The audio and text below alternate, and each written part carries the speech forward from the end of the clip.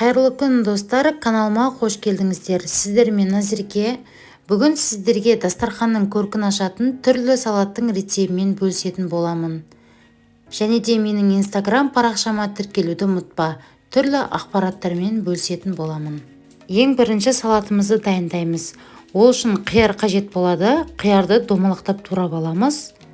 Және ұзынша етіп формасын шығарамыз. Ыдысымызға салып аламыз. Ыдысымыз кеңірек болғаны жақсы араластырғанға. Және тәтті бұрыш қажет болады.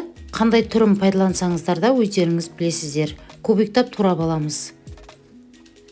Укроп пайдаланамыз. Укропты ұнатпасаңыз, көк пиязбен алмастырсаңыз болады.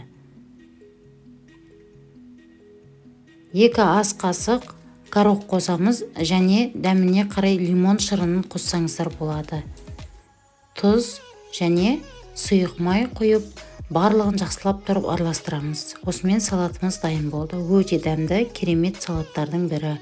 Екінші салатымызға тауықтың төс етін толықтай пісіріп аламыз. Тұзды суға дәмін шығарып, өте майда етіп тураймыз. Сәбізімізді көбіктап тураймыз. Майда болғаны жақсы. Сырымызды ұзынша етіп турайтын боламыз. Қандай сыр пайдалансаңыздар да болады. Ең бастысы, сырды міндетті түрде салатқа қосыңыздар.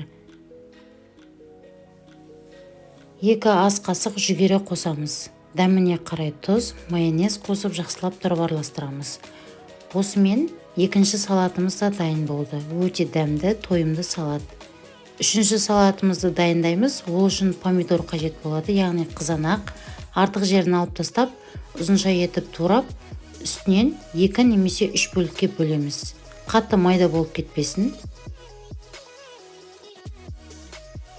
Піскен жұмыртқамызды 4 бөлікке бөлеміз және де ұзынша етіп тураймыз.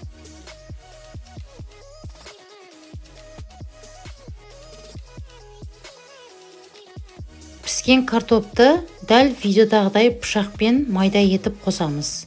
Міндетті түрде майда болуы керек.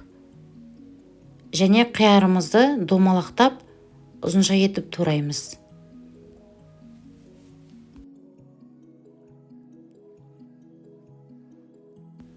Укроп қосамыз. Укропты майда етіп турап аламыз.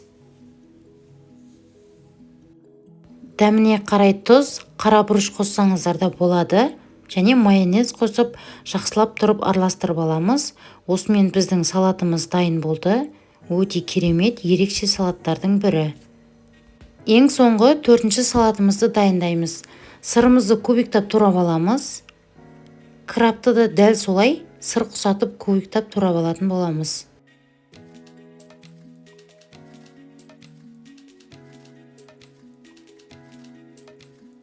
Шұжық немесе шұжықты ұнатпасаңыз піскен етпен алмастыруға болады.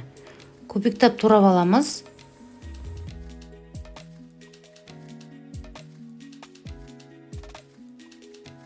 Тәтті бұрышымызды да дәл солай кубиктап тураймыз.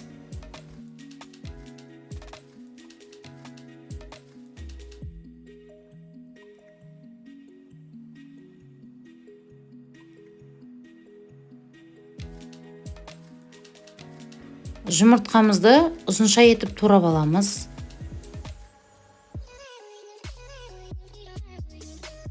Укроп қосу міндетті емес, егер жақсы көрсеңіз, қоссаңыз да болады.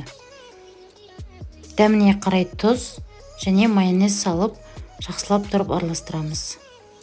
Осымен біздің салатымыз дайын болды. Ең дәмді, тойымды салаттардың бірі. Небәрі 20 минут қана уақытыңыз кетеді. Дастарханның көркін ашатын ең дәмді, тойымды салаттарымыз осымен дайын. Міндетті түрде жасап көріңіздер. Барлықтарыңызға ұнайтынына 100% кепілдік бере аламын. Қарапайым заттардан осындай ең дәмді салаттар дайын болды. Келесі кездескенше сау болыңыздар. Достар, менің YouTube каналыма тіркеліп, қоңыраушаның белгісін все деген батырмасын басып қойыңыздар.